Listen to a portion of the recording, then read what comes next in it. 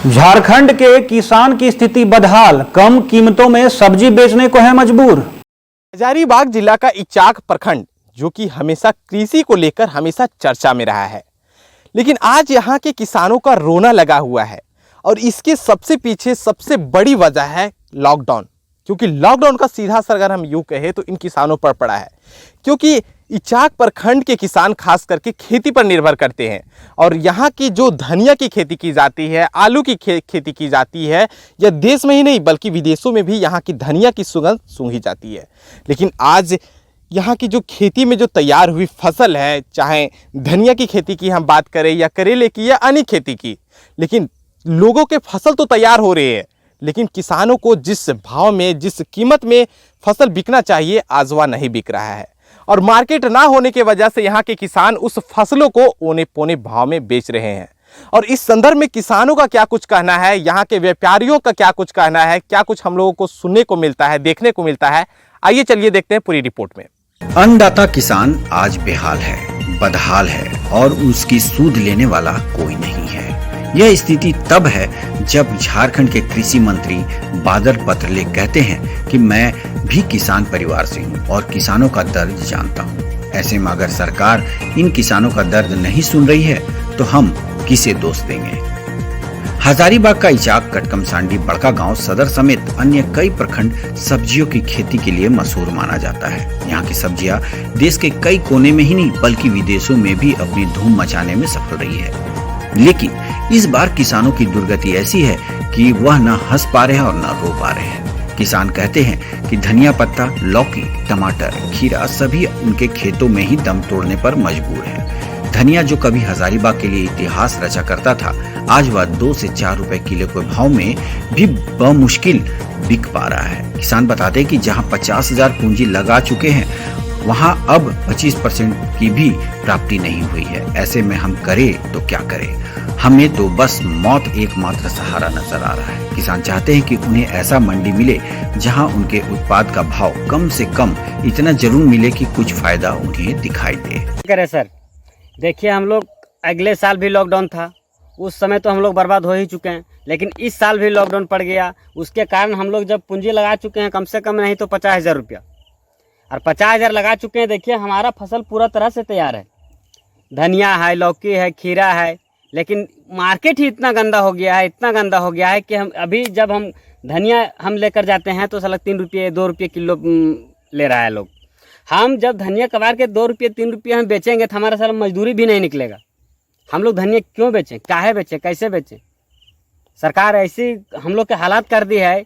इस लॉकडाउन के पालन करते हुए हम लोग इतना बर्बाद हो चुके हैं हम लोग किसान कि हम लोग क्या बताएं। हम लोग का एक ही रास्ता है, लगता है कि हम लोग का मरना ही बेहतर है किसान को।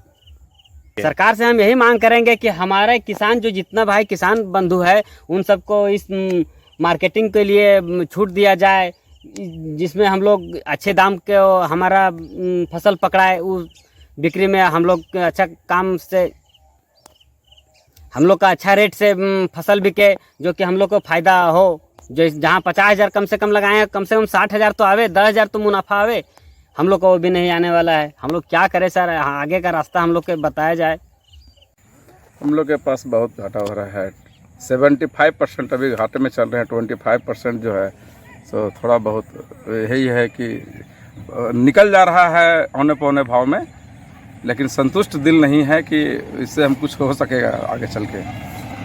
देखने को यही मिला प्रोडक्शन है लेकिन बाज़ार में सप्लाई नहीं है, कहीं इस तरह का कोई अच्छा रेट नहीं मिल पाता है, कहीं है।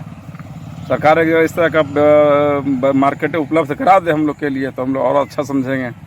इस पर क्या कहेंगे सर, उसमें कुछ तो कहने का जगह नहीं मिल रहा है और जो भी है हमारे पास सामने में है, कोनो आगे पीछे तो नहीं है ना। बहुत बर्बाद हो जा रहा है, जिसके चलते सही टाइम पर मन नहीं लगता है, तोड़ने में मन लगता है।